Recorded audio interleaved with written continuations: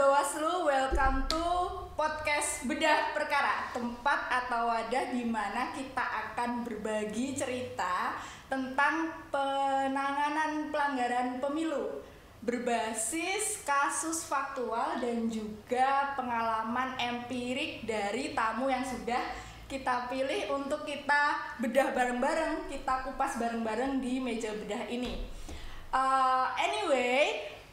Podcast Bedah Perkara ini edisi kedua. Yang kemarin edisi pertama itu sudah tayang. Jadi sahabat-sahabat Bawaslu jangan lupa untuk nonton yang episode pertama. Nah, langsung aja saat ini saya udah kedatangan 2 orang tamu spesial.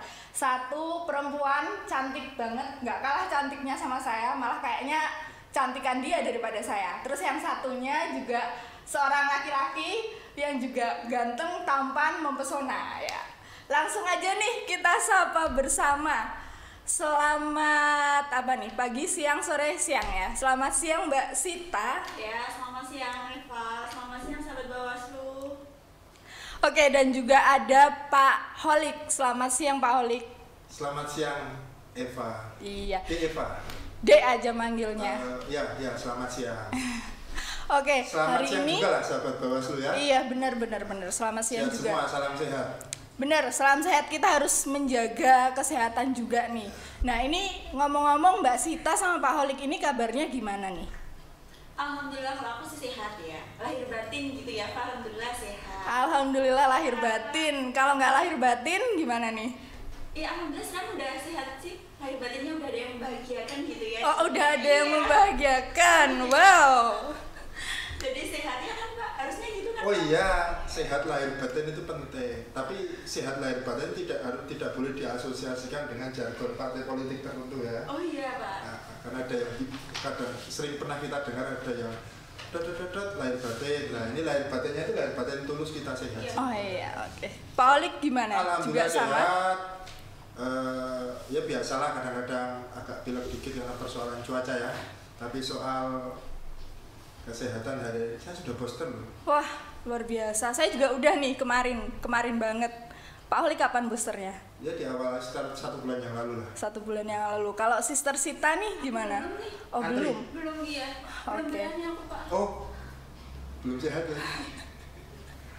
Tetap Besok harus ya, sehat minggu dong. depan lah, minggu depan. Oke, minggu depan. Ya. Nah, ini sahabat Bawaslu, aku pingin mendekatkan sahabat Bawaslu juga biar sahabat Bawaslu ini lebih mengenal dengan tamu-tamu saya ini. Nah, Pak Holik ini sendiri beliau Ketua Bawaslu Kabupaten Purworejo, kelahiran di mana Pak ini? Jepara ya, kalau nggak salah. Ini kok bisa sampai ke Purworejo ini gimana nih Pak? Jauh banget. Jepara kan utara, ini Purworejonya di selatan. Gimana ini? Oh gitu ya, saya cerita dikit ya. Ya, Pak, boleh. Saya betul memang lahir di Jepara 16 Desember. Tahunnya ya seumuran dengan kalian. Iya. Beda-beda dikit. Betty ya.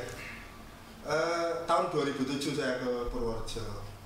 Kebetulan saya dulu tugas sebagai salah satu wartawan di Suara Merdeka, orangnya Jawa Tengah. Kebetulan ditugaskan di Purworejo. Nah, sejak saat itulah saya kenal dan tahu Purworejo. Itu aja ceritanya. Dan lagi.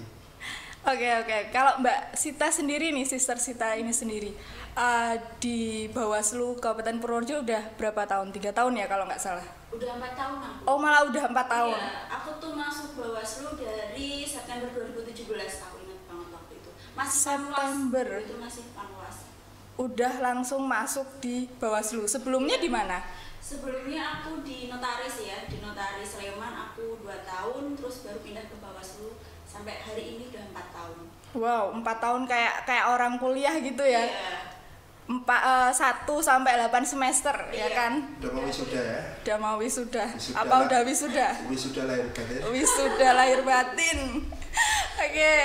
Nah, Pak Holik. Kok nggak ditanya usianya? Oh iya, boleh kita tanya. Jangan Pak, jangan. Kenapa? Ya jangan. Ya anggap aja 20 lah. Oh iya. Lebih Kalau muda dong daripada aku iya. ya. Orang kalau tidak mau tanya usia. Itu sebenarnya itu situasinya sedang kritis. Sedang Usia kritis. Ya saya 20-an Pak. Oh iya, 20 boleh. plus ya. 20 Plus. plus. Iya. Oh, iya. Plusnya berarti lebih Plusnya mudah. rahasia itu. Oh ya, plusnya rahasia. Oke. Nah, ini Pak Holik sebagai Ketua Bawaslu juga merangkap sebagai Koordinator Divisi Penanganan Pelanggaran. Betul, penanganan pelanggaran. Mbak Sita juga pernah ada pengalaman juga ya Mbak ya sebagai staf penanganan pelanggaran juga. Iya. Oke, jadi dua-duanya penanganan pelanggaran. Nah, ngomong-ngomong soal penanganan pelanggaran ini, mungkin bisa disampaikan dulu nih Pak, penanganan pelanggaran itu tuh seperti apa sih Pak kalau di Bawaslu Purworejo itu?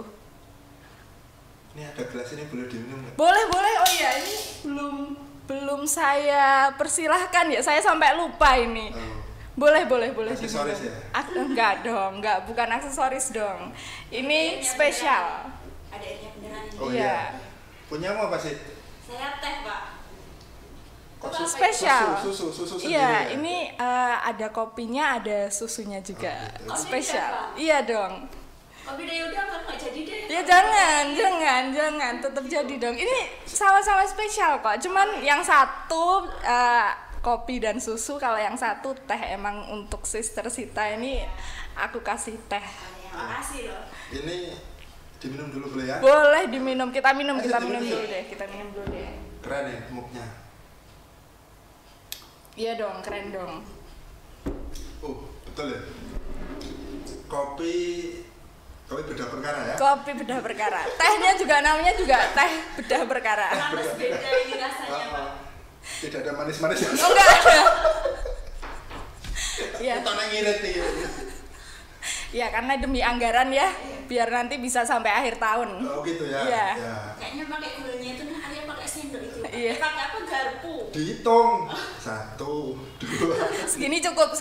Udah nggak usah ditambah kayak gitu. Saya ditanya apa tadi? Ya, saya tadi tanya tentang penanganan pelanggaran yang ada di Bawaslu Purworejo itu. Itu tuh ngapain aja sih Pak sebenarnya divisi itu? Oke, ini agak serius ya. Iya. Jadi memang pada saat setelah kita dilantik berlima, saya, Pak Ali, Pak Aziz, Pak Rinto, Bu Ani, saya ingat tanggal 17 Agustus ya, 2018 ya, pleno, kemudian penentuan divisi dan lain sebagainya. Kayaknya yang bikin PA-nya juga kamu ya, Cik? Iya.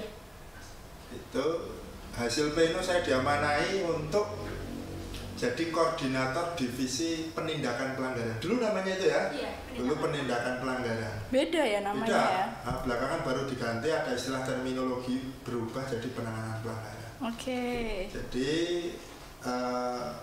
di divisi ini tugasnya itu adalah menangani seluruh dugaan pelanggaran yang terjadi dalam tahapan pemilu maupun pilkada. Dan ini adalah tugas-tugas law enforcement ya, penegakan hukum dalam aspek pemilu itu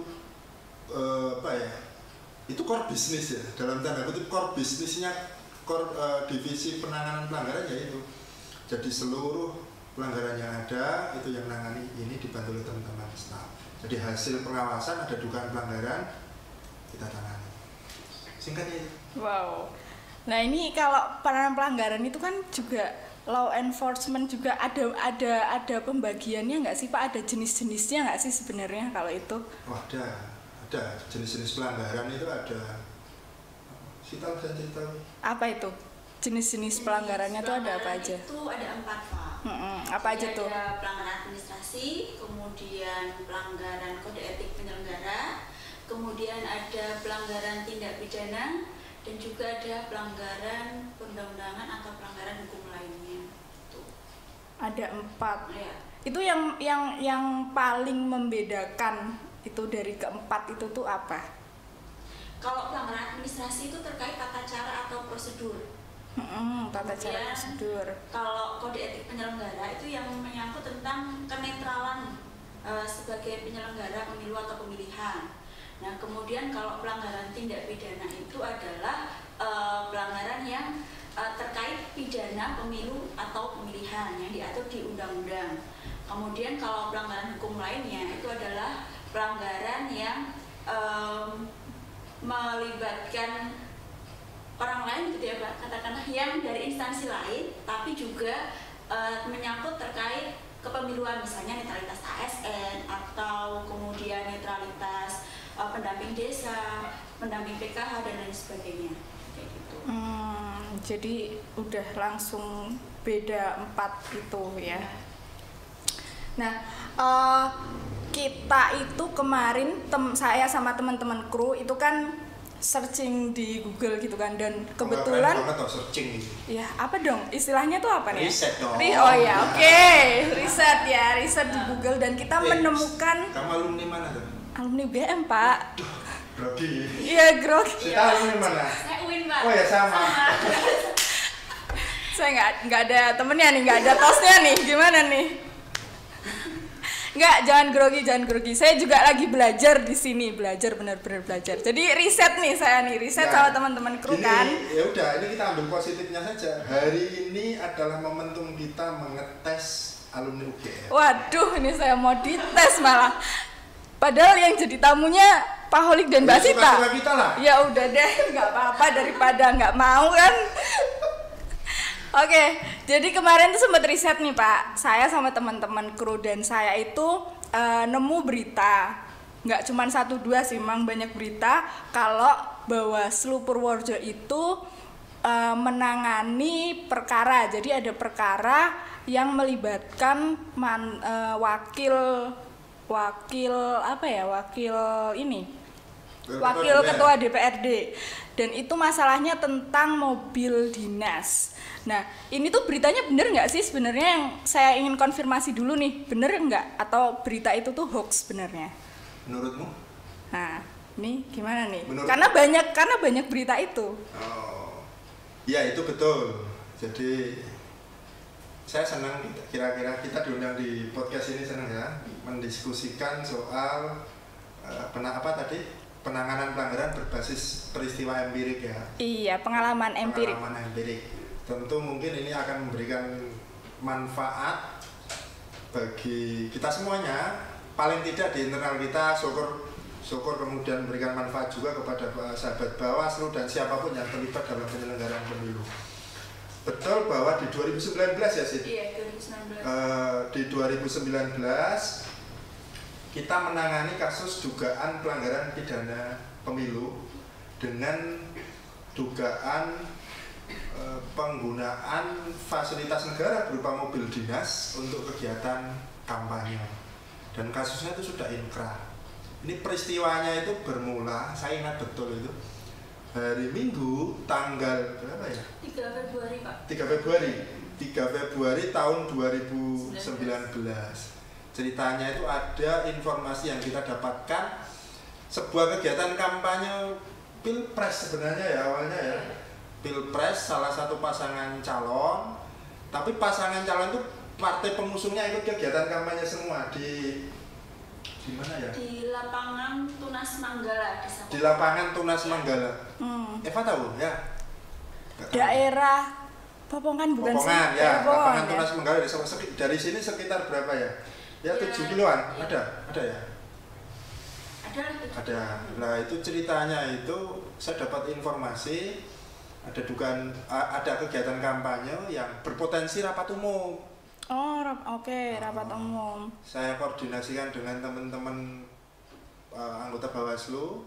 Ini yang ceritanya menarik. Saya kebetulan waktu itu sedang ngomong anak. Ngomong anak. Saya kira ngomong cucu. Saya kira ngomong cucu, Pak. Cewek. Ngomong anak di kegiatan Car Free Day. Iya. Saya parkir di depan kendaraan, saya parkir di depan SD apa ya? Pangen Gudang. Oke. Nah, SD Pangen Gudang, mobil tidak bisa keluar. Bingung saya ini mau kemana.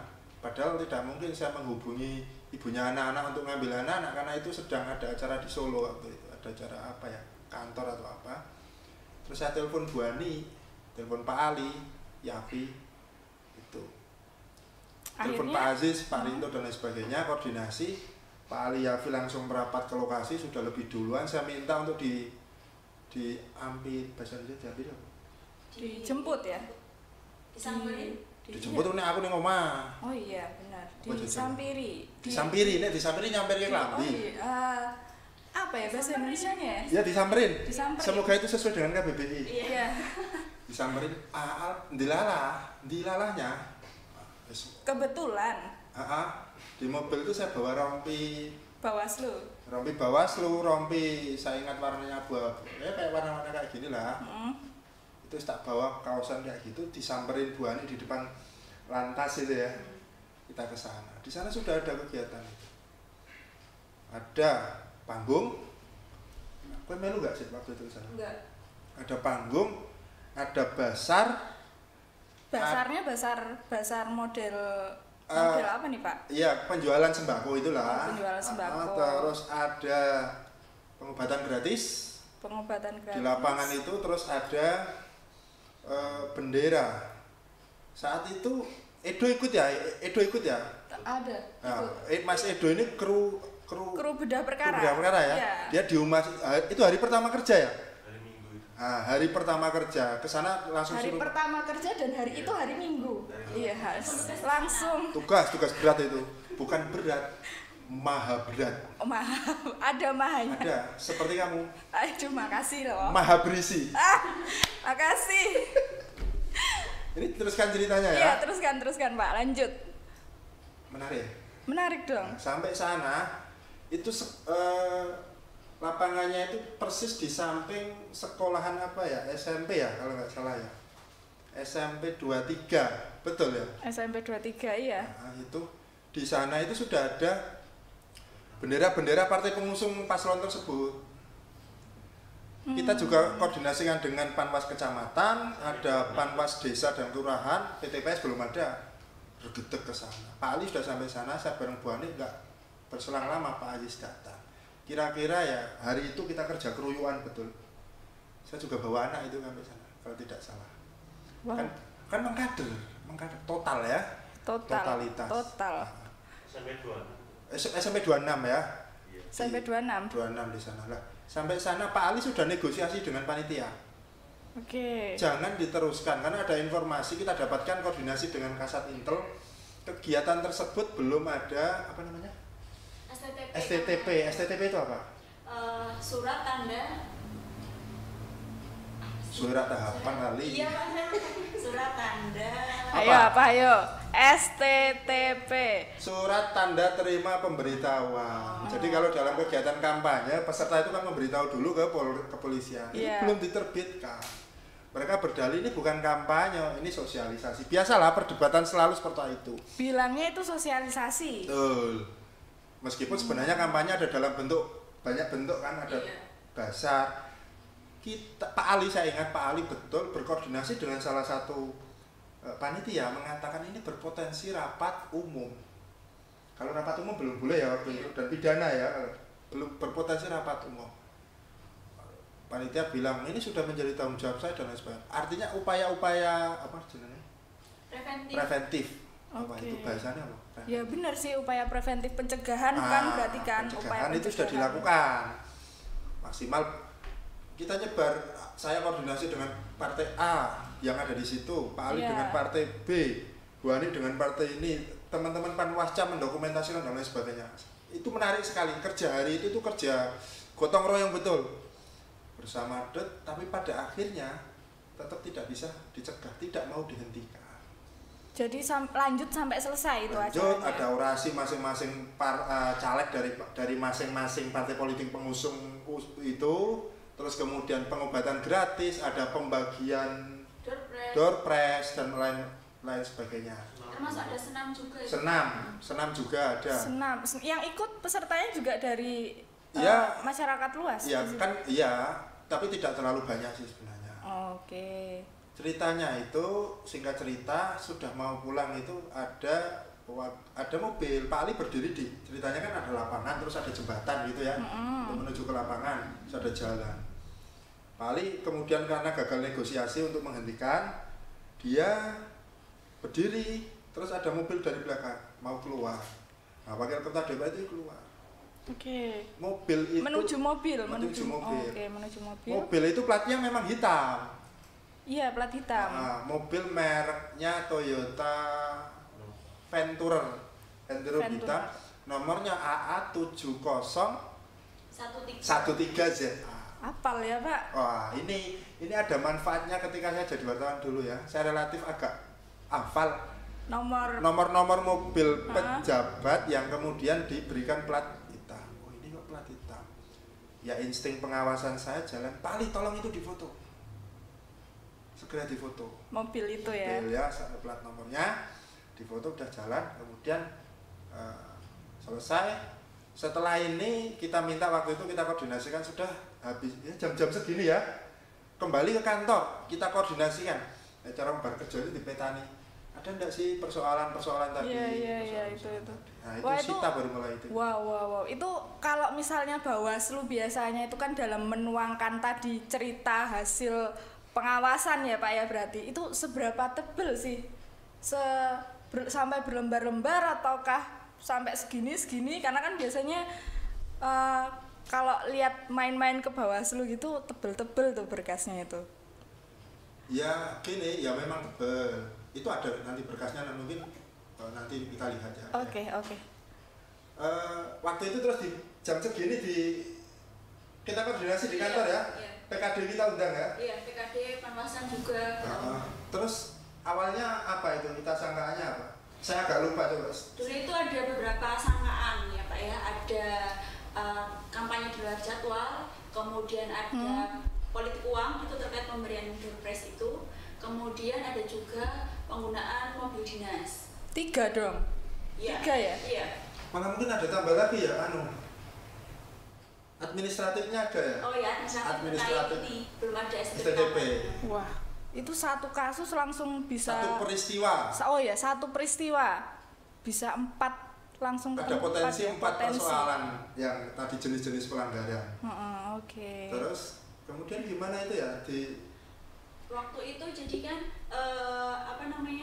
waktu itu kan pertama pembagian tugas dulu ya kan Pak di staf. Waktu itu staf yang diminta untuk mendampingi komisioner itu kan Edo, karena dulu masih ada 5 staf teknis doang itu Pak. Wah, itu masih 5 ya? Iya. Kemudian Edo yang diminta untuk... Itu masih imut-imut ya Edo? Iya, masih imut banget. Sekarang? Masih fresh graduate. Oh, fresh graduate.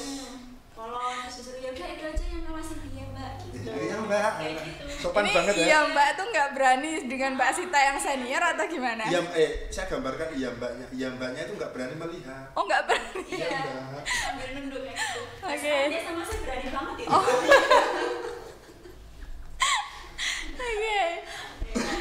Lanjut. Ya oke. Jadi habis itu aku ditelepon. Waktu itu kalau nggak salah sama Bu Ani ditelepon.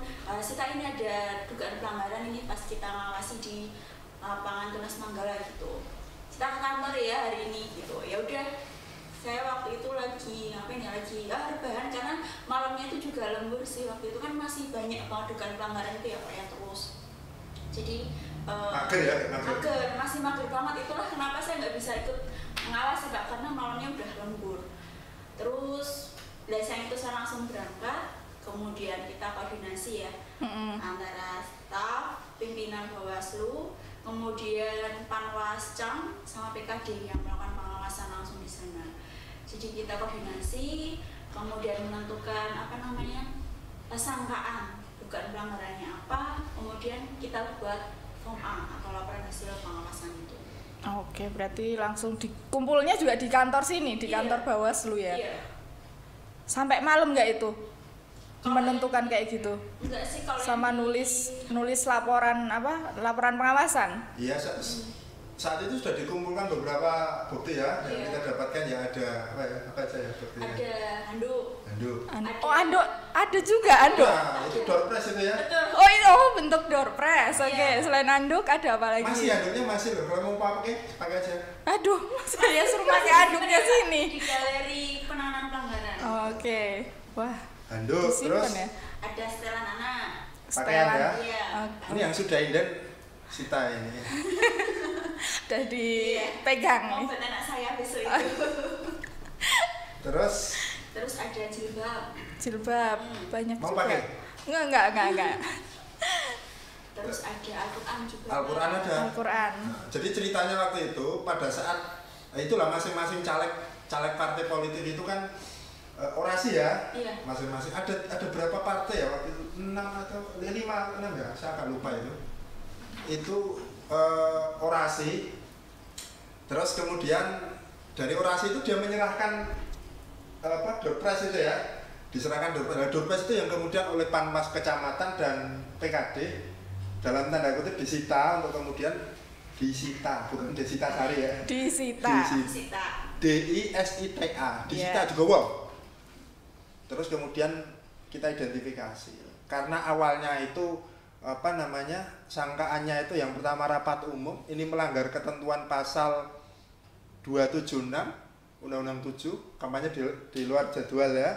Terus kemudian politik uang karena pemberian itu ini kan asumsinya melanggar pasal 280 ya. 280 ayat 1 huruf J. Juntonya pasal 523 ayat 1 Undang-Undang 7. Kemudian yang terakhir tetap masih pidana penggunaan fasilitas negara dalam hal ini mobil dinas. Yang tadi di foto Pak Ali. Ini melanggar pasal 280 huruf I ya? Ayat 1 hurufnya huruf H ya? Junto ketentuan pidananya pasal 521. Karena ketentuan pidana inilah yang kemudian diteruskan pembahasan di Sentra Gakumdu hari Seninnya langsung ya kalau tidak salah. Hari Senin. Berarti 1 hari setelah ya, pengawasan itu langsung masuk. Oh, kita pleno untuk kemudian register. Kita Senin pagi ya? Itu udah masuk proses penanganan pelanggaran sudah, berarti? Sudah. Begitu form A-nya bunyi ada dugaan pelanggaran, nah inilah maka ada pergeseran kewenangan. Meskipun sebenarnya kan hanya kewenangan divisi, tapi barang dikerjakan. Begitu form A dinyatakan ada dugaan pelanggaran yang saya sebutkan tadi, ya maka kemudian bergeser masuk ke form temuan ya. Temuan itu form B pemilu ya. Pemilu itu B1. Oh ya. B1 kok B2 ya? Saya agak lupa ya. Saya juga udah lama nggak tahu kan jadi kan B itu. Itu proses kemudian dilakukan pembahasan pertama dengan Sentra Gakumdu, akhirnya diregister semuanya waktu itu ya? Iya. Diregister semuanya, proses, terus basic, rotok lali aku. Jadi waktu itu kita ngeregisternya tapi jadi 2 Pak. Jadi 2. Yang satu jadi yang terkait politik uang kita sendirikan, kemudian terkait mobil dinas kita juga sendirikan. Cuma dalam prosesnya memang kita bersamaan, termasuk klarifikasinya, karena ini menyangkut masalah tenggang waktu. Waktu itu cuma 14 hari sejak diregister. Oke, 14 hari. Namun kenapa kita bedakan? Karena kita untuk memudahkan pembuatan kajian itu Pak. Jadi yang satu terkait politik uang, yang terkait penggunaan mobil dinas. Itu tapi waktunya sama-sama 14 hari. Iya. Mulainya juga sama dong ya? Kalau itu rentang waktunya dari yang mobil dinas itu 7 hari. Kemudian karena ada ketentuan bahwa register itu dibuat maksimal 7 hari sejak pembuatan form A. Oh gitu. Jadi kalau yang politik uang itu langsung kita register di hari itu di tanggal 3 Februari. Kemudian kalau yang mobil dinas kita register 6 hari kemudian waktu itu. Oh ya. Istilah pengembangan ya? Iya, karena sebelumnya kita harus investigasi Pak dulu untuk mengembangkan ini itu untuk mengumpulkan bukti-bukti yang tadi termasuk doorpress apa aja yang yang diberikan ketika rapat sosialisasi ya kalau mereka menyebutnya sosialisasi itu gitu Pak. Oke, terus habis itu prosesnya lanjut ke mana lagi? Kalau setelah diregister? Setelah diregister ketentuannya 1 kali 24 jam harus ada rapat pembahasan pertama Sentra Gakumdu. Jadi di hari Seninnya kita langsung rapat dengan pihak Polres dan Kejaksaan, kemudian menentukan unsur formil dan materialnya terkait dugaan pelanggaran ini yang nantinya harus dikupas lebih dalam di proses klarifikasi. Jadi di pembahasan pertama itu selain menentukan ini sudah dinyatakan diduga melanggar pasal tertentu, kemudian nanti dari pihak Polres dan Kejaksaan itu juga memberikan masukan nantinya apa saja yang harus digali untuk menguak delik-delik yang ada di dugaan pelanggaran tersebut. Oke, itu menguaknya itu di proses klarifikasi. Betul. Berarti. Tapi dia formulir temuan itu sudah muncul, terlapornya siapa? Oh, sudah muncul. Itu yang tadi Eva di awal nyebut bahwa wakil ketua DPR itu sudah muncul di situ. Oh. Karena memang ada fakta pada saat di lapangan kita temukan yang masuk ke mobil itu ya wakil ketua DPR. Maka dalam proses pembahasan sentra Gakumdu itu ya sudah mulai diidentifikasi siapa aja yang diundang. Di posisi terlapornya sudah jelas. Oke. Kalau dalam bahasa pro justisinya itu ya tersangkanya ya. Tersangka. Pro justisi, Eva tahu ya, orang hukum kan? Oke. Skripsinya apa, Eva? Ya, skripsinya pidana. Nah, kudunya tertib. Iya. Terus dapat nilai apa dulu? Dulu A, Pak. Alhamdulillah tidak ngulang. Itu terus kemudian dipetakan, diklarifikasi siapa saja, kalau tidak salah ya ada terlapor jelas. Iya, oke, terlapor. Ini incumbent calon DPRD, incumbent waktu itu sudah 2 periode mau menuju ketiga, posisinya wakil ketua DPR, dan itu tadi mobil dinas wakil ketua DPR ya. Iya. AA701. Kemudian ada kita undang Panwascam, PKD, kemudian partai-partai politik yang ada di sana diundang, caleg-caleg. Banyak banget ya waktu itu yang KPU diklarifikasi. Ada 25 itu, Pak. 25 orang. Iya. Wah, 25. Dalam waktu tadi proses menanamnya 14 hari itu. Iya. Waduh. Itu yang banyak banget. Ya. Banyak kita rada mumet tuh, Pak. Itu pembagiannya terus gimana itu, Pak? Langsung gerudukan, langsung mengklarifikasinya jadi satu. Ada jadwal yang tahu teknis pembuatan jadwal Sita ini dulu kan staf penanganan pelanggaran. Gimana itu, Mbak? Kalau itu 25 orang ya. Kita itu bagi menjadi kalau nggak salah waktu itu 4 hari ya. Karena 14 hari itu kan kita nggak bisa maksimalkan untuk klarifikasi aja, Pak. Jadi di 14 hari itu kan ada proses pembahasan pertama, Gakumdu, pembahasan kedua, kemudian ada kajian. Itu kan harus diselesaikan dalam waktu 14 hari. Jadi klarifikasi kita persempit selesai di 4 hari. Jadi dalam 4 hari kita melakukan klarifikasi 25 orang. Dan itu kita jadwal. Biasanya satu orang itu 1-2 jam. 1-2 jam. Iya, waktu klarifikasinya. Kemudian dijeda saksi atau ahli yang berikutnya kayak gitu. Jadi antara saksi yang satu dan yang lain ataupun terlapor satu dan terlapor yang lain itu mereka tidak bersamaan gitu. 25 orang diklarifikasi dalam waktu kurang lebih 4 hari. Iya. Itu kalau dihitung-hitung kamu bisa bayangkan nggak? Iya, sampai malam dong berarti. Oh, ya kita tidak kenal waktu. Kita sering nggak makan. Ya ampun, kasihan banget. Aku pas klarifikasi kurus banget gitu loh. Ya. Sekarang gemuk ya, Pak? Masih kalau menurut aku sih masih singset gitu, masih kamu? sama Langsing. ini pembiasan cahaya Langsing aja ya? Kamu langsing kan? langsing dong. Apa? Ini pembiasan cahaya aja. Langsing tahu makanya langsing kurus. Bukan. Apa dong? Langsung tanpa singgetan. Ya lanjut itu tadi yang kemudian saya menambahkan apa yang disampaikan Sita, mencoba mengingat-ingat. Ini saya kira meskipun berat tadi, kadang-kadang tidak makan, kadang-kadang luar biasa, tapi saya pribadi beruntung. Kenapa tuh, Pak? Kalau dulu kita kuliah hanya diberikan teori-teori saja ya, teori tentang hukum acara, teori tentang dan macam-macam soal hukum pidana dan lain sebagainya. Ini kita ada pelajaran baru, praktek ya. Praktek mengungkapkan fakta-fakta kebenaran dengan cara klarifikasi pemeriksaan. Nah ini tantangannya apa? Karena ini kan dugaan pidana ya. Ini akan menguji bagaimana kita mampu mengkonstruksi sebuah persoalan agar betul-betul bisa tidak nanti dibuktikan. Iya nih, berat nih udah mulai. Ya karena gini, naluri orang kalau dituduh apa? Mengelak ya? Membantah ya? Tapi bantahan itu akan dipatahkan oleh kesesuaian keterangan saksi dengan saksi yang lain. Contoh sederhana misalnya, saat itu si terlapor ini bilang ke situ itu hanya ikut senam. Ya, ingat ya? Iya.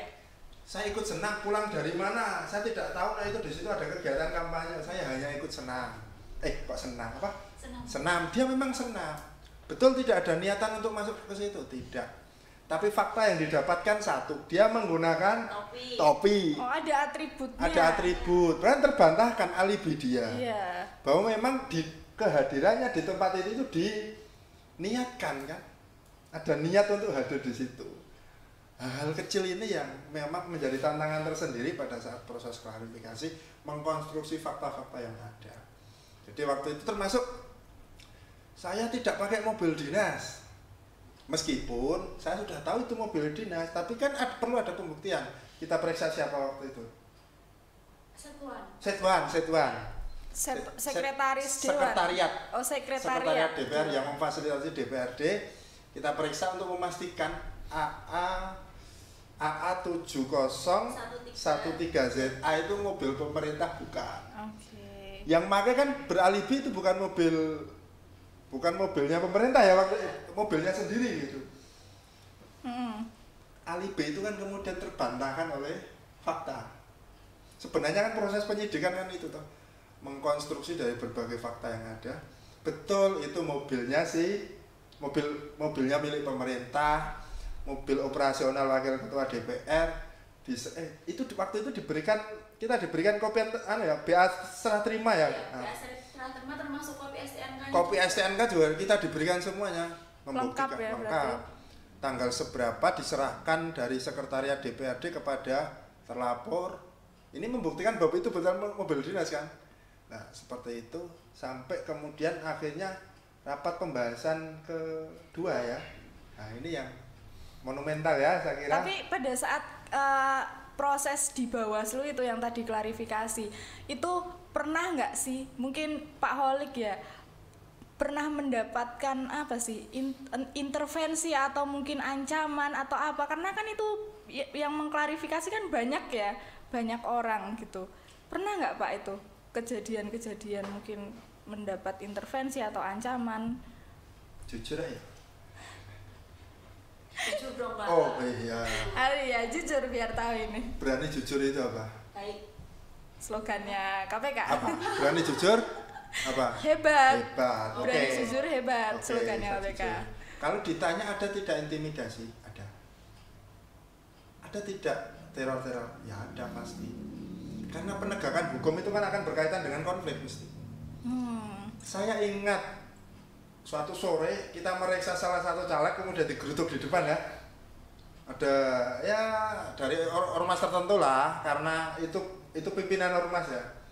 Pimpinan ormas geruduk itu di depan, kita meriksa di situ banyak. Tapi kita santai saja, kita kerja menjalankan tugas, koordinasi dengan kepolisian. Saya ingat betul itu Pak Kapolres namanya Pak AKBP Indra Kurniawan Mangunsong ya. Lanjutkan saja Pak Ketua. Tugas Bapak mengklarifikasi, tugas saya mengamankan Bapak. Wah, keren itu kalimat. Berarti itu ada pengamanan juga dari oh iya, ada di kepolisian depan. Kita di depan itu sudah dikepung banyak guys. Lanjutkan saja. Tugas saya mengamankan Pak Ketua dan teman-teman Bawaslu. Pak Ketua langsung menjalankan tugas saja, periksa. Teman-teman penyidik dari kepolisian bantu. Tidak usah khawatir soal keamanan. Wah, kita kan gagah. Aduh. Nah, ini penting. Okay. Heroik ya, kelihatan heroik ya? Iya, kelihatan. Menginspirasi loh ini loh. Berarti kan enggak takut gitu. Oh ya enggak. Ini kan kita kerjakan dasarnya itu. Di luar itu ya banyak, ada yang kemudian mencoba untuk datang ke sini, mencoba agar tidak diteruskan perkaranya dan lain sebagainya. Banyaklah hal-hal seperti itu. Saya kira dan dalam proses penanganan pelanggaran pidana pasti itu muncul dari siapapun. Hanya ya ini termasuk dalam ujian soal integritas ya. Ujian integritas, profesionalitas lulus langsung A nilainya nih. Saya tidak mengatakan A atau aku saya yang bilang.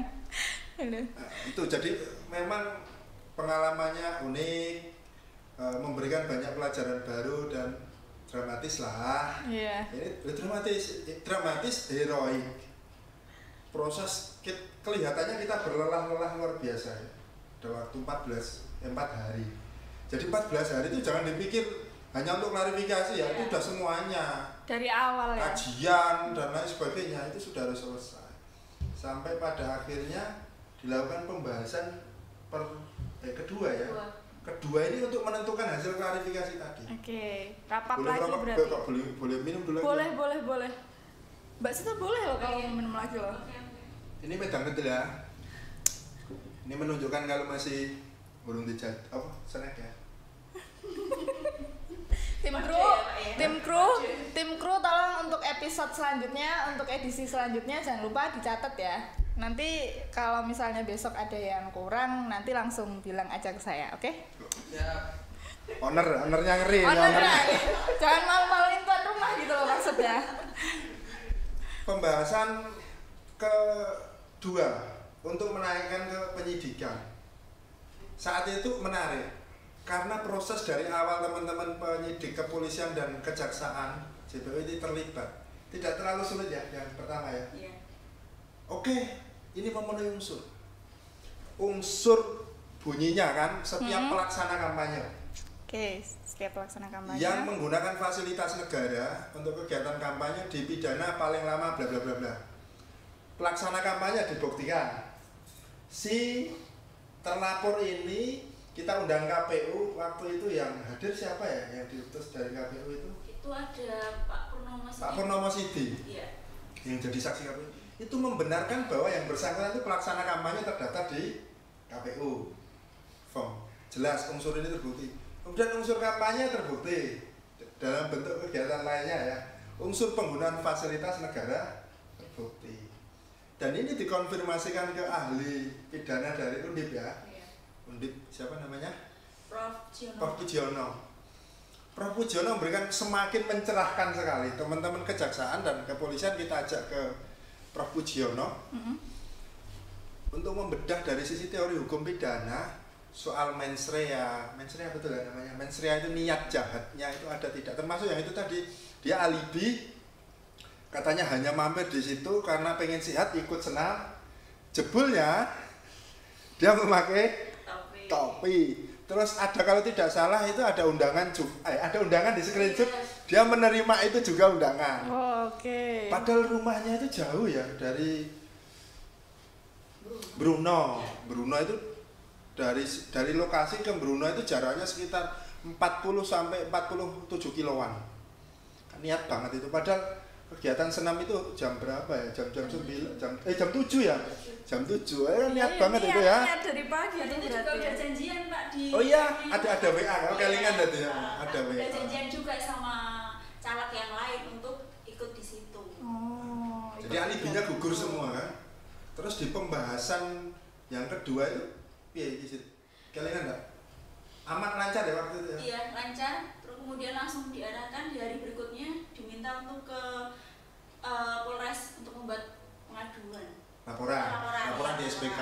Oke. Terus berkas-berkasnya juga berarti dilimpahkan juga ke.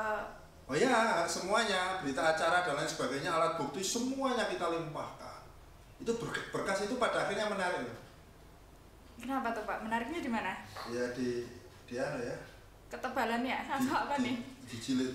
Oh, dijilid. Ya kita setiap perkara itu kita jilid ya Pak. Nah mungkin di akhir acara nanti mungkin teman-teman kru bisa ngasih lihat ya. Iya, sudah coba ya nanti teman-teman kru. Carikan di perpusnya dulu itu. Iya, boleh nanti Mas Anis mungkin nanti cariin ya. Aku mau lihat tuh nanti jilitannya seberapa tuh. Udah ada. Oh, udah. Udah mana-mana. Wow. Segini ya? Iya. Gila. Itu dari awal form A sampai dengan putusan itu kita jilid jadi satu Pak. Wah, gila. Segini loh. Iya. Segini. Mantap ya? Wah, tebel banget. Ini nulis apa aja ini kalau kayak gini nih? Itu banyak ya dari form A sampai putusan, jadi ada form A, kemudian ada berita acara klarifikasi di situ juga ada, kemudian BA pembahasan Gakumdu ada juga, sampai dengan putusan-putusan yang sudah inkrah itu juga di situ Pak. Oke. Jadi semuanya itu jejak administratif dari penanganan kasus mobil dinas. Petaka mobil dinas itu ya itu jejaknya itu. Dari awal sampai akhir ya. Dari awal, dari form A yang tanggal 3 gitu ya. 3 sampai kemudian putusan yang terakhir itu kan banding juga ya. Iya. Nah, pada saat pelaporan ke kepolisian, yang lapor itu dulu atas nama siapa? Aku ya? Iya, lapor di SPK kepolisian. Terus itu langsung saya sebagai pelapor, kemudian saat itu langsung dilakukan penyidikan. Langsung ke penyidikan. Langsung penyidikan. Pada saat penyidikan ya ada proses klarifikasi lagi ya, menguatkan lagi, karena begitu penyidikan itu kan kemudian keluar namanya SPDP. Dari Kasat Reskrim, surat perintah dimulainya penyidikan, keluar sprindik dan lain sebagainya. Kemudian orang-orang yang tadi dimintai keterangan lagi, karena sudah pro justisi istilahnya. Kalau di sini kan belum, masih non justisi ya. Kalau di Bawas, kemudian di kepolisian sudah pro justisi. Dimintai keterangan semuanya, kita backup, termasuk saya dimintai keterangan, dari KPU juga dimintai keterangan, diperiksa. Waktunya berapa itu ya? Kalau di penyidikan 14 hari. Nah, termasuk ada beberapa yang dikembangkan kebutuhannya. Terus kemudian saat itu dilakukan lanjut ke pembahasan ketiga ya. Pembahasan ketiga, jadi lanjutnya ke kejaksaan, pelimpahan ke pengadilan. Berarti lanjut ke jaksa dong ya. Jadi ranahnya JPU. jaksa ya, JPU, jaksa penuntut umum. Sangkaannya sama, akhirnya yang disepakati ya waktu itu ya sangkaannya kampanye menggunakan fasilitas negara mobil dinas, pelanggaran terhadap pasal 521 junto pasal 280 ayat 1 huruf H. Ada ancaman pidana kepada yang bersangkutan. Akhirnya prosesnya berlanjut sampai pengadilan, di sidang ya. Sidangnya berapa kali ya kalau tidak salah? 4-5 kali ya. Ada yang menarik ya sidang waktu itu ya. Apa tuh peristiwanya tuh? Peristiwa menarik apa nih? Kalau tidak salah, coba Sita juga nanti ingat-ingat. Di Undang-Undang 7 itu kan dijelaskan ya, ada majelis yang menyidangkan, itu majelis khusus ya. Khusus artinya dia sudah semacam punya sertifikasi untuk menyidangkan kasus-kasus pidana pemilu. Berarti kalau yang belum punya sertifikat ya, belum bisa. Belum. Dan itu otoritas yang memberikan sertifikat, semacam sertifikat atau pelatihan apa itu dari Mahkamah Agung, sesuai dengan yurisdiksi lembaga peradilan. Nah, waktu itu sudah ditunjuk, jadwal sidang sudah keluar, tapi hakim majelisnya, ketuanya itu sakit ya. Iya, sakit.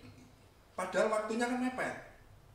Berapa hari tadi? Harusnya 7 hari itu udah harus putusan, Pak. 7 hari udah harus 7 putusan. hari harus putusan. Jadi kan waktu yang tidak singkat pembuktiannya. Coba kalau Eva bayangkan pernah belajar hukum acara kan? Hukum acara kan, bayangkan hanya dalam waktu 7 hari itu sudah harus dakwaan, eksepsi, pembuktian, kan macam-macam kan? Iya. Maraton itu kan? Ada pleido juga nanti Iya. sampai putusan. Itu akhirnya majelisnya diganti ya. Akhirnya disidangkan sendiri oleh Pak Ketua Pengadilan. Pak siapa ya? Lupa namanya. Pak Sutarno kalau tidak salah. Pak Sutarno. Itu disidangkan, sidang pertama pembacaan dakwaan ya. Bis pembacaan dakwaan, terus jawaban, terus kemudian ada pleido dan lain sebagainya. Dan pada saat mulai, jadi sidangnya maraton betul Pak. Pagi, sore, malam, sampai malam ya. Sampai malam. Terutama yang pas ini Pak, yang Pembuktian, saksi itu dari pagi sampai jam 11 malam. Saya ingat betul Pak Pujiono ya. Iya. Pak Pujiono itu diantar sama Bu Endah.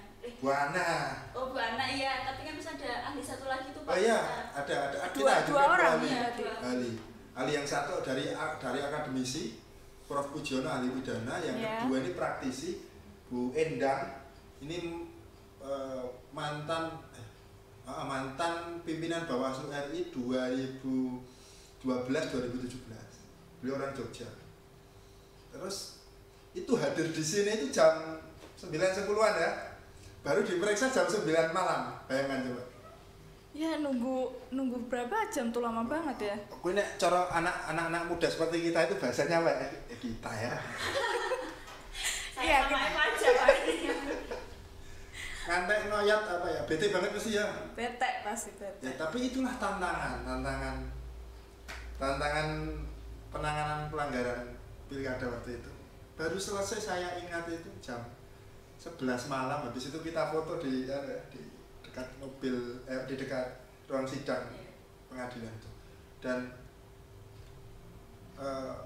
waktu itu belum tuntutan, pada saat pemeriksaan itu ada yang menarik lagi, ingat nggak?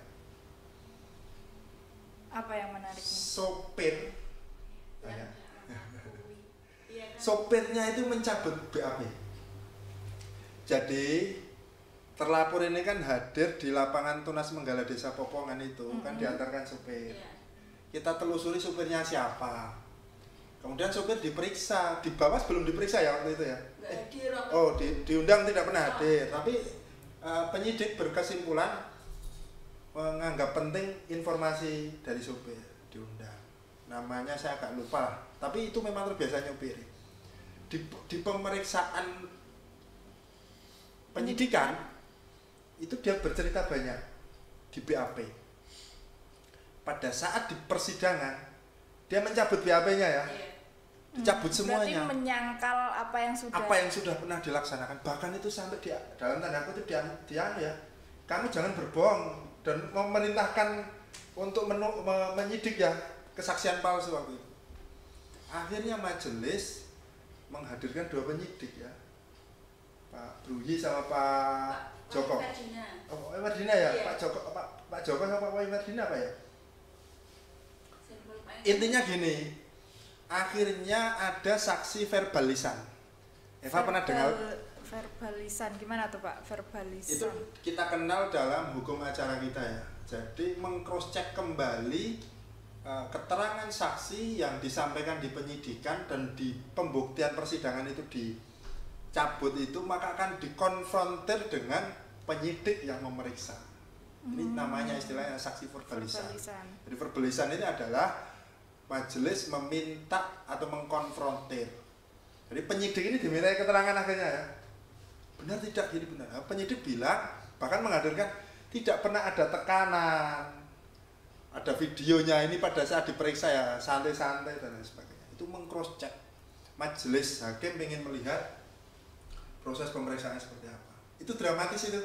Jadi nyaris bahkan minta saudara ini jangan bohong, ini bisa kena saksi palsu 7 tahun ya kayak Ya kesaksian palsu ya Pak. kesaksian palsu. Nah, itu yang makanya saya sebut agak dramatis ya. Jadi kalau kita runut dari awal sampai yang proses persidangan kan, kalau grafik itu kan gini-gini. Itu ya beruntung waktu itu dia belum punya pacar itu. Oh, oke. Jadi bisa totalitas ya Pak ya? Total. Sekarang emangnya nggak total? Ya masih total sih. Total apanya? Ragu nih masih total sih. Gitu. Kalau saya tuh untuk Bawaslu harus total. Yes, mantap. Oke, tadi terus di proses persidangan itu putusannya gimana itu Pak? Ya jangan lompat. Tuntutan belum kok udah putus. Oh iya, tuntutan dulu ya. Tuntutannya itu gimana itu? Cerita dulu. Kalau dulu itu jaksa itu menuntut 1 bulan penjara, terus denda 10 juta, 10. subsidi kurungan 15 hari. Waktu itu 1 bulan penjara. Kemudian denda 10 juta, subsidi kurungan 15 hari. Waktu itu tuntutannya seperti itu. Itu tuntutan. Kalau kemudian dalam proses persidangan Akhirnya? vonisnya kalau tidak salah itu 1 bulan ya, 1 bulan tapi masa percobaan 3 bulan. Jadi tidak menjalani vonisnya. 1 bulan penjara, masa percobaan 3 bulan, dendanya 15 juta, subsidiarnya 15 hari kurungan. Itu putusan pengadilan. Kelihatannya diputus di hari ke-6 atau berapa ya? Ke-6. Nggak sampai 7 hari ya? Sampai majelis mungkin mempertimbangkan agak. Nah, terhadap putusan tersebut dia tidak terima. Oke. Karena apa? Pak? Ini saya usulkan juga ke Eva. Putusan pengadilan ini kalau sekedar 1 bulan ini memang tidak menjalani karena masa percobaan ya, tapi dampak administratifnya Ada dampak administratif. Ada, dia dicoret dari DCT. Oh, daftar. Ini saya kira yang perlu juga untuk didiskusikan, menarik juga saya kira. Nanti silakan lah Eva sebagai owner. Oke. Dampaknya itu dicoret. Sementara terdakwa ya, sudah terdakwa ini. Itu caleg yang perolehan suaranya jadi lagi. Iya. Oh, dia jadi. Iya. Jadi untuk yang keempat ya. Jadi 3.800-an kalau tidak salah ya perolehan suaranya. Jadi Dan itu jauh banget ya Pak dari yang calon yang kedua. Berikutnya.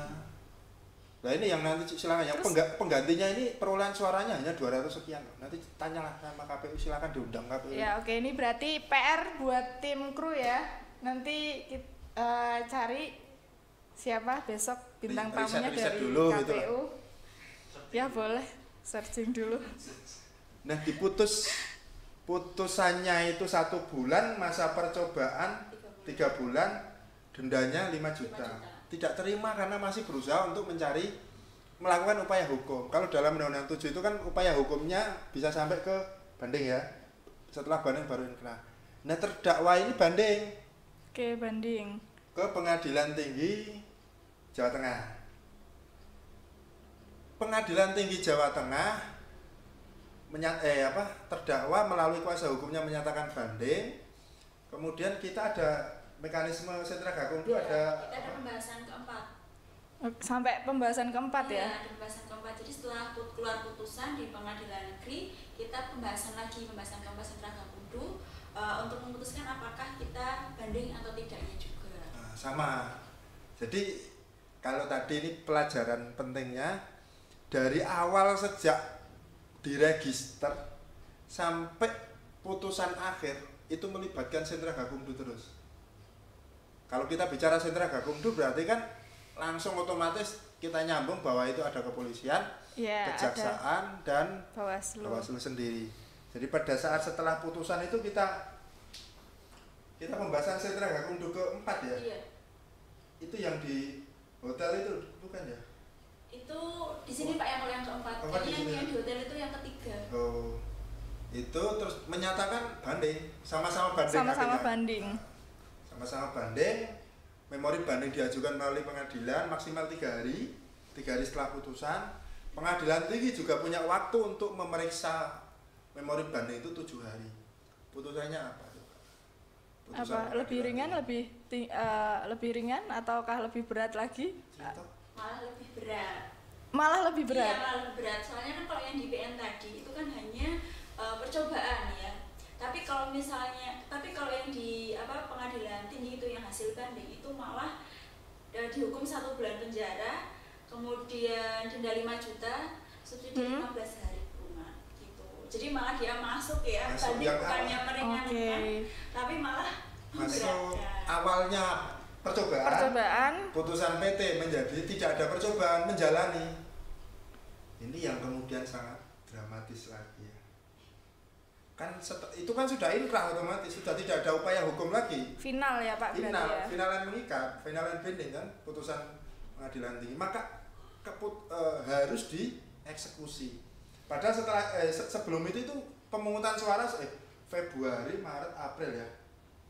Dia dieksekusi itu bulan apa saya agak lupa. Tapi yang jelas pada saat proses persidangan itu putusan muncul itu setelah penghitungan suara terus kemudian diketahui dia itu perolehan suaranya jadi itu. Oh. Itu kan yang dramatis, bahkan mungkin kadang-kadang dalam batas-batas tertentu ya muncul kemudian intimidasi lagi dan lain sebagainya. Akhirnya harus dieksekusi, yang bersangkutan ini dieksekusi, kamu ingat gak? Saya itu yang paling saya ingat Pak. Jadi dieksekusi ketika sebelum puasa. Sebelum puasa. Sebelum puasa. Jadi yang kedua itu malah kayak pesantren kilat gitu. Itu udah pesantren kilat pesantren ya. kilat ya. Oh iya ya. Itu waktu itu yang ikut eksekusi saya, Mas Anis. Terus waktu itu ada Bu Jeki. Kemudian pimpinannya siapa? Oh, sama Edo yang untuk dokumentasi. Aku kurang melu apa ya? Atau tuh kayaknya Bapak ada ini deh dinas. Oh, mau melu. Izin sakit. Kurang enak badan. kurang enak apa? Kurang enak perasaan. Iya itu. Saya ingat betul. Pesantren kilat ya. Iya. Kayak pesantren kilat itu. Ini saya pernah tanyakan. Ya sejujurnya situasi seperti ini dari sisi Kamanungsan kan. Nanti Kamanungsan ya. Aku nih ngomong Kamanungsan kamu paham ya maksudnya ya? Kemanusiaan. Ini kan rasanya lah tekan hati ya. Tapi ini kan soal penegakan hukum di awal yang tadi kita diskusikan. Coba bayangkan pada saat itu belum belum intimidasi pada saat persidangan di pengadilan dari keluarga. Intimidasi terus ada ya Pak ya? Ada. Makanya kamu sekarang pindah di divisi PP kan? Iya. Yaitu nanti untuk mempercepat proses penurunan berat badan relatif. Signifikan itu. Iya signifikan itu. Ya, nanti kecuali kalau kamu bodoh. Ya. Weh. Banyak perkara ya udah tuh bodoh amat gitu ya. Saya takutnya yang ke situ itu. Jadi ini sudah mau segmen terakhir ya? Iya, segmen terakhir nih. Kemudian ya itu tadi dieksekusi itu 1 hari sebelum puasa dan betul nggak sih pada saat itu ya beliau bawa koper seperti orang berangkat pesantren kilat itu ya. Betul ya Nis kayak gitu ya. Mas Anies ini salah satu staf di divisi penanganan pelanggaran. Kemudian dieksekusi jadi keluarnya ya tepat Lebaran. Ini bukan loh, ini tidak, ini hanya sekedar memberikan pencerahan, pembelajaran kepada siapapun lah, baik itu peserta pemilu, sahabat Bawaslu. Jadi biar bisa ambil hikmahnya ya Pak ya. Iya. Jadi memang pada akhirnya pidana itu tindakan menggunakan mobil dinas itu terus kemudian, dan ini yang kemudian bergeser nantinya akan ke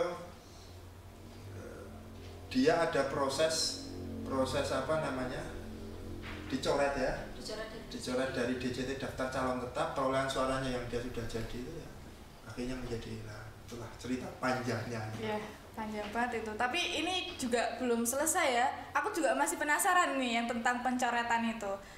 PR nih nanti teman-teman dari kru itu yang penting itu Pak ya, karena pencoretan itu sebenarnya jadi alasan si terdakwa itu mengajukan banding. Itu memang pencoretan yang paling berat itu kan sebenarnya sanksi administratifnya dicoret dari DCT itu. Iya, terus nggak. Kalau hanya mungkin ini loh, kalau dia divonis 1 bulan menjalani habis itu terus tetap dilantik ya, saya kira tetap mending ya. Dan itu kan ada proses nanti permohonan sengketa, dia gugat tun dan lain sebagainya. Termasuk waktu itu Bawas juga ikut dihadirkan dalam persidangan di PT UN. Tapi yang bisa cerita banyak saya kira teman-teman KPU soal pencoretan. Ya oke, nanti biar saya sama teman-teman kru yang riset. Dan ini juga nggak kerasa nih kita ngobrol-ngobrolnya udah habis belum nih minumnya? Oh, iya diminum dulu, dihabisin dulu sebelum pergi dari sini kan. Diusir ini kita dari sini. Bukan diusir. Salah ngomong nih aku nih. Coba cari diksi yang baik lagi apa? Ya, sebelum nanti melanjutkan perjalanan, enggak juga ya? Kemana? Ke rumah masing-masing kan? Masa nggak mau pulang?